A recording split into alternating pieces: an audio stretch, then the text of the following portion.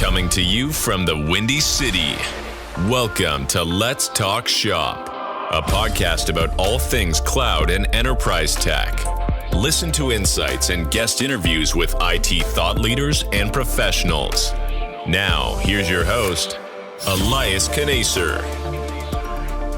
Welcome back, everyone, to another episode of Let's Talk Shop. Today's guest is a special guest. I have the president and CEO of Flexera, Jim Ryan. It's fantastic to have you on the show. Thanks for having me, Eli. I appreciate it. Absolutely. So you probably talk to a ton of customers throughout your day, throughout your week. I'm curious, from all of your interactions, what's top of mind today for C-levels, for the executives? What's keeping them at night? I think top of mind today, speaking in March of 23, is a theme that's been going on now for a quarter or two, and that's the economic uncertainty that C-levels are faced with navigating through. And I think any reading of the Wall Street Journal or some of the financial headlines are fairly turbulent times still. And I think any C-level that's got to guide a company not only to deliver short-term results, but long-term value creation as well, is trying to really figure out what does it mean for his or her own entity. Technology CEOs and technology C-level executives certainly have had a rough go over the last quarter or two if you look at what they've had to do to their organizations. Yeah, that's a fair point. So in the Twitter sphere, in the last couple of months, there's been a lot of conversations on cost optimization, but there's also been some talk, and I haven't seen it mainstream, but I'd love your feedback here. There's been some talk on the fact that, hey, cloud's too expensive and we're going to move back on premises like that. This That's right. repatriation. Right. Are you seeing that? Are you hearing that? What's your take on it? I'd love to get your opinion.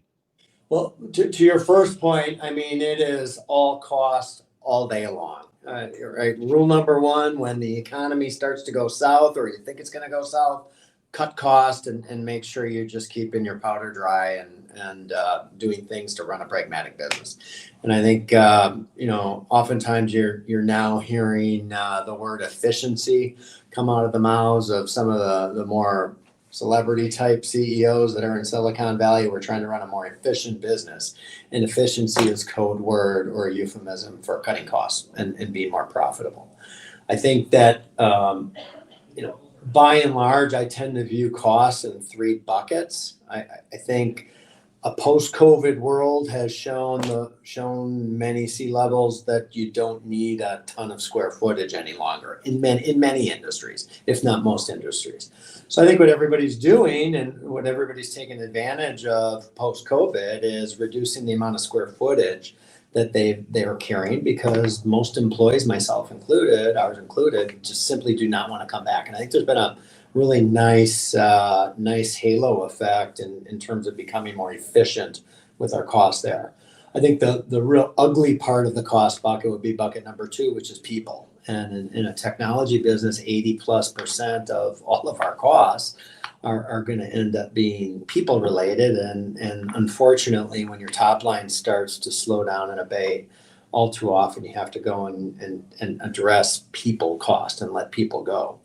But a subject that is near and dear to my heart, and the drum that I continue to beat when I talk to customers and partners and anybody else that will listen, is if you go back and take a look at your technology spend over the last 5 years, 9 times out of 10, maybe even closer 10 times out of 10, that line item is growing at a faster pace and rate than inflation and all of your other costs, certainly your top line growth, and that pace and rate is no longer sustainable.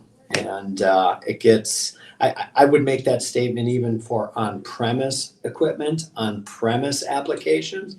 But man, oh man, when you look at what any company's paying to AWS, Google, Google Cloud, Alibaba, you pick it, that those costs are going up exponentially. And that's where we're starting to hear more and more people talk about repatriation. I think the poster child for that is Dropbox. I forget the number that they're touting, but they're saving an unconscious amount of dollars by moving out of the cloud and spinning all of that up on their own data center. So it's got some traction. I think there's some merit to it. Like always, mileage will vary, and it's not a one size fits all. But I think there's some dollars to be saved there for sure. I think those are all fair points. Now, I'd be curious again if this repatriation is happening mostly with some of these SaaS providers like a Dropbox, where they've got massive infrastructure and maybe for them it kind of makes some sense. But for the larger enterprises, the way I'm looking at it, especially if you're in a mode of cost cutting, right? So if you were to move out of a cloud provider, whichever that cloud provider is today, you would have to incur a pretty significant capital expense, right? That's right. So if you're paying $100,000 a month to a cloud provider and you're trying to move on premises, you're going to need a couple of $1 million easily to kind of reestablish what you have, whether that's in a co-location facility or on premises. That's not also an easy pill to swallow. Would you not agree? It's not. I mean, you do get into some different ways to treat, CapEx versus OpEx. I throw that over to the bean counters, but it's not an insignificant move, without a doubt. And I think you're right that the people that are talking about repatriation are typically these cloud native or people that perhaps started as SaaS providers. But I think, we're not seeing a lot of repatriation activity going on with our enterprise customers. And right now, when we look at the data that we always cite, is about 50% of the world's workloads right now are in some type of cloud environment, but the other 50% are on-prem. And I think more so than repatriation, we're seeing just a little bit of a breath being taken in the market right now, because up until very recently, I'd go into a customer and one of the first things out of their mouths was, tell me about your strategy. Well, we're cloud first. Okay, what exactly does cloud first mean? Does that mean you're getting off-prem in the cloud? Does that mean you're going all SaaS for your applications? Because everybody was defining it differently. And then a lot of times, even at the CIO level, it was always a little bit underwhelming on hearing the details behind that, because it was a board level initiative, and my CEO and the board of directors are saying that we've got to go into the cloud. And I don't dispute that they had to go into the cloud. Going into the cloud makes a lot of sense for many reasons. But just because the board says it's an initiative doesn't mean that that's a long-term great economic decision. And now that the top lines are starting to slow, the economy's starting to slow, we're seeing people take a breath and say, well, wait a second.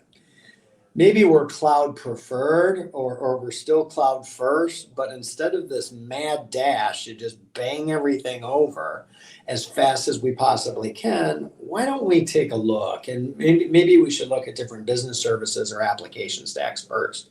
Where are we most vulnerable? What are the consequences of moving this versus that application? We're seeing people take a lot more time determining what to move over versus let's just move it all over without truly thinking through the economic consequences of that. That's where we come in. We help people sweep up some of the glass after that decision and move has already been made.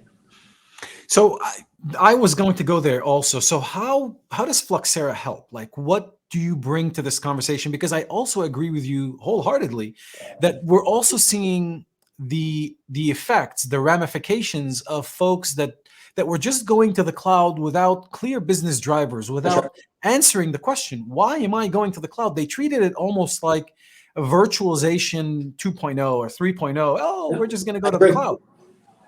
How are you helping them?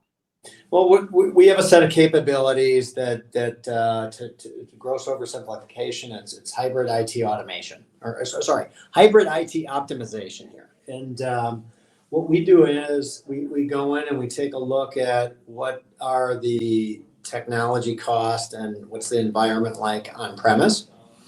What do you have in your SaaS applications in terms of spend and usage, and what have you got going on in your public and your hybrid cloud or your private cloud? And if we were having this conversation 10 years ago, Eli, I would have been talking to you about on-prem all day long. And we did things like IT asset management, software asset management. The use case was we would go in, we can discover what was being used in your on-premise environment. oftentimes on the heels of an Oracle or some other type of audit by one of your large suppliers.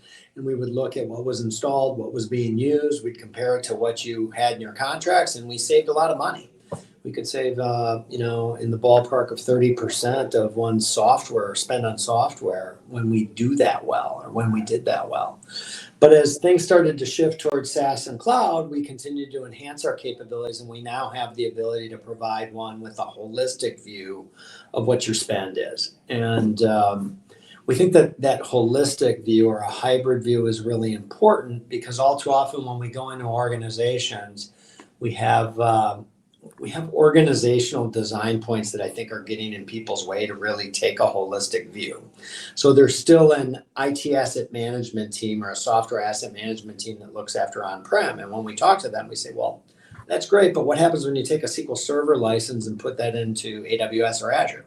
And oh, by the way, it costs different amounts of money depending on which cloud you put that into. And you typically get a blank stare because people aren't chartered with that down in the IT asset management realm. So then we have to go and find this group called FinOps that's become very fashionable. And there's a FinOps discipline and a FinOps foundation. And they're all about providing excellent service with your cloud spend. Well, that's great. Well, what about SaaS? Well, that depends, because organization A has that down with the IT asset people. Organization B puts that into the cloud, and they're still not talking to one another. And that just all falls apart because you only negotiate one enterprise agreement with IBM or Microsoft or Oracle or soon to be Broadcom and VMware, SAP, and they don't really care where their intellectual property and licenses and technologies are being run. It's just one agreement, and they want to know when they true up every 3 years, what's going to happen to that. And you've got to look at it holistically, because where you run this stuff matters, and it matters dearly.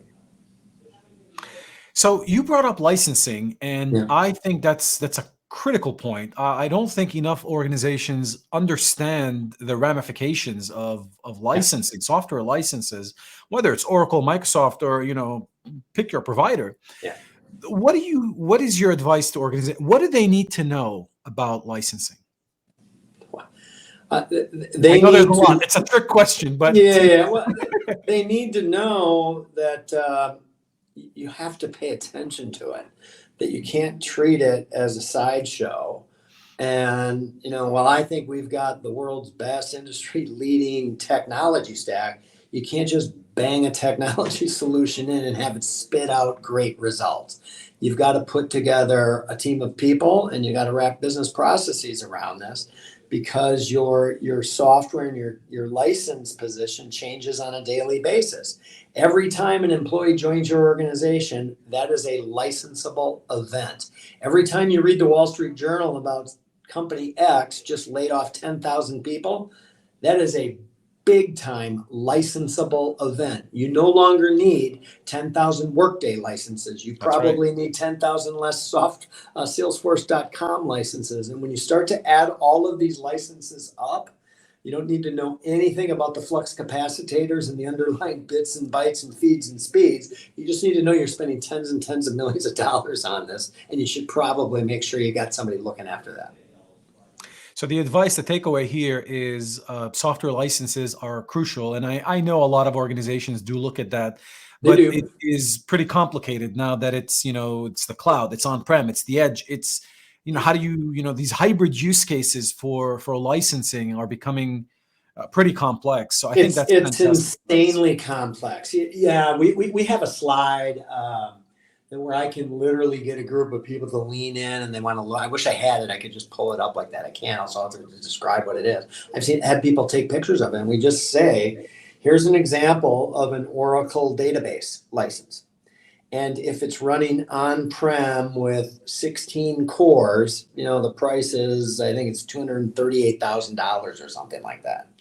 But then as you gradually start to put it into VMs in a connected cloud environment, there's 3 different examples where it goes from you're paying $238,000 for that license versus just under $1 million for that very same license. Because as you go into the cloud and Oracle's charging or somebody's charging on a number of cores and things like that, you no longer control that physical environment. And you start to overlook that for the ease and agility that you get with going to the cloud. But when you start to look up and look at the uptick in what you have to spend on just one license type from a single supplier, Oracle, who has hundreds of other products that are also tied to cores, not to mention IBM, Microsoft, SAP, Broadcom, and everybody else, it's an exponentially large problem. You have thousands of different scenarios that spit out very different numbers based on where you deploy your licenses. That's fair, and I think that that's also contributing to the cost that I don't think a lot of folks are paying attention to. If you go back on premises, this isn't going to go away. So I'm hoping those that are considering that understand that that's not, that's not going to solve all problems. You still have to pay attention to those. But let me ask you this: is it better for organizations to look at how they can save money by looking at just cloud, or should they look at it? Well, let's see how much we're spending with Microsoft and see if what we can optimize. How much are we spending with Oracle or IBM? What's the approach that you would recommend? Our approach is two cliches: follow the money, think big, start small. So the mistake we have seen customers make over the years, and the recommendation that we would always say is, listen, we want to put together a picture of success where you have a comprehensive environment that follows a life cycle of a license and your tech spend. But you're not going to be able to lay something in a short period of time and optimize everybody all at once. So what I say is, first of all, take a look at your procurement calendar. And let's look at what your next 12 to 24 months looks like. And let's sort in descending order what you're paying those suppliers. And let's then have a conversation about the top 3 ELAs that you're going to go out and negotiate over the next 24 months. And if we can just save you 5% of that total spend, that's typically eye-popping numbers for some of these large entities that we tend to spend a lot of time with. So I think if you think big, you architect an overall program, but follow the money and demonstrate with 1 or 2 of your major suppliers that you can optimize and carve that out, then it becomes easier to get momentum, whether you want to put more resources behind this or just to get people to comply. These projects don't happen just in the IT functional area. It requires some assistance from finance for sure. But procurement is absolutely a key stakeholder in this overall process. They're the ones that negotiate the ELAs. They're the ones that then have all of the entitlement information, and you need to arm them with the data to go to the negotiating table and negotiate a great outcome. So you're the CEO of a company, so I want to ask you this as well. So how do you balance the optimization part to get through the economic challenges that a lot of organizations are getting through? But at the same time, those organizations that are just going to focus on optimization and aren't going to push forward are going to find themselves and others kind of in the same place, whereas those that are optimizing but still finding a way to reinvest and continue to move forward, whether it's with cloud or other technologies, are going to come out of this ahead. So how do you balance that? Eli, I think it's one of the hardest things that any CEO has to go through. So I've been affiliated with Flexera for 25 years. If you assume that we dip into a technical definition of a recession in a quarter or two, this will be, I think, my 4th recession. Again, starting with the dot-com bust back in 99, 2000. And I think what I've learned is that things are never as good as they seem when times are clicking and full steam ahead, nor are things as bad as they seem. So, we've had the good fortune to be affiliated with some really great private equity partners over the last 14 years who have been doing efficiency for many years. And so I think we've struck a pretty fine balance of not trying to get too far ahead of our skis when things are going well. And as a result, we feel really good about where we are entering a tough period of business like I think we're about to enter if we're not in it already here. It's impossible because, as you said, if you just put the brakes on any and all spending and you stop hiring people, it has a long-term dilutive effect to you building out your talent pipeline and innovating for the future here. So I would say it's probably the one thing that I spend the most time on during this type of environment is just I tend to get a lot more involved in some of the larger investment decisions. And I think a lot of the C-levels are when you take a look at our sales cycles that we're experiencing. I sit on some outside boards. I know that most sales cycles are now extending, and I think they're extending because the approval cycles are taking longer, and they're taking longer because not because they've changed the guidelines. They're not even documented. It's just CFOs and CEOs are wanting to ask 2 or 3 or 4 or 5 more questions than they normally would on why we need to spend X amount of dollars now versus could we wait a quarter or two and just see how things shake out, because things can get worse. We think that it's going to be a mild recession if you read the trade regs and everything, but you don't know. I used to have a chairman of the board that said, Jim, it can always go to zero, which is a morbid. It's a morbid thought, but I think it's wise advice nonetheless. That's right. So I would be remiss if I don't ask you about this. So there's a lot of talk about ChatGPT in particular, about AI. I'm curious about the types of things that you're thinking about, that Flexera is thinking about, the types of conversations that you're having around ChatGPT. What are your thoughts about ChatGPT? Are we building Skynet, or did we already build it? Yeah, it's both fascinating and frightening for me. I put my Flexera hat on, and at the end of the day, we're a data business. We are in the business of providing what's essentially a enterprise technology blueprint for all of our customers. We know all of your physical devices. We know all of your virtual devices. We know what's running in your containers. We know what's running in your cloud versus your SaaS and everything else. And we curate data. We curate data not only on the enterprise technology blueprint, but then we have people that comb through all the different licensing policies and programs that the thousands and thousands of suppliers that we talked about have. We think that's ripe for some type of artificial intelligence. Right now, we have human beings. We have some machine learning that goes out and trolls for some publicly available information that helps us curate and enrich that data. But we really do think that this technology is promising in terms of going through just the hundreds of millions of data sources that we have and trying to correlate data. At the end of the day, what you're trying to do is correlate different sets of data to come to insights that can help you generate some business outcomes that you're after. So from a Flexera perspective, I find it to be fascinating. We think that the future is rather interesting by leveraging that technology. Now, when I've got 2 daughters that are both out of college now, and I start to read about term papers being written with that technology and professors being concerned, I just shake my head, and I'm not sure where it ends up. I really don't. Like all technology, some will end up doing fantastic things for society, and others won't be so good. I hope we don't. I hope we don't take it too far. That's right. Yeah. So there's one more question that I have to ask, and we're running out of time, but I have to ask this because we talked so much about cloud. Do you think that multi-cloud has contributed to this, let's call it, this sprawl in spend, in cost, in complexity, in even the skill sets of finding the right folks to be able to run these environments? Did multi-cloud cause some of this?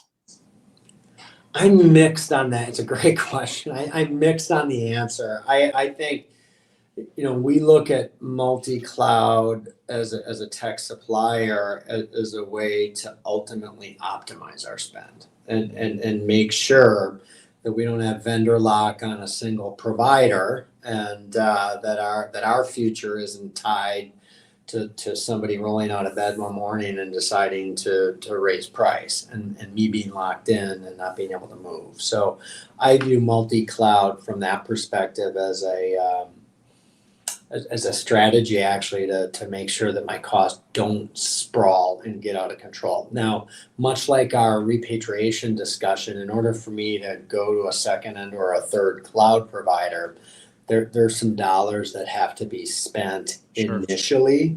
So it's all in that long-term, short-term balance in terms of, figuring out what that ultimately means. But I like multi-cloud in terms of controlling my costs. I do think that there's an indirect tax, maybe it's not even indirect, multi-cloud, and just the scarcity of resources right now to get anybody that's cloud literate is crazy. And that's contributing to inflationary pressures with wages and driving our costs and the industry's costs up, as people that are proficient in this area are commanding top dollar, and we're even running short of going to some of these offshore locations that have historically been pretty cost competitive. So it just seems to be going up and up. Whether or not that's just cloud in general or multi-cloud, I'm not sure. So I see a little bit of both ways, actually. I've got a ton more questions to ask you, but we're out of time. The conversation with you has been fantastic. I'd love to have you back on the show soon. Maybe we can take a different angle. We'll see where the economy's at that time, and hopefully we'll be talking about the next wave of investments and where organizations will be going, as opposed to just the optimization, that huge focus on optimization that's going on today. But I wanted to take this time to chat with you and to thank you so much for making the time to come on the show. Thanks for having me, Eli. Appreciate it. You bet. We'll talk to you soon.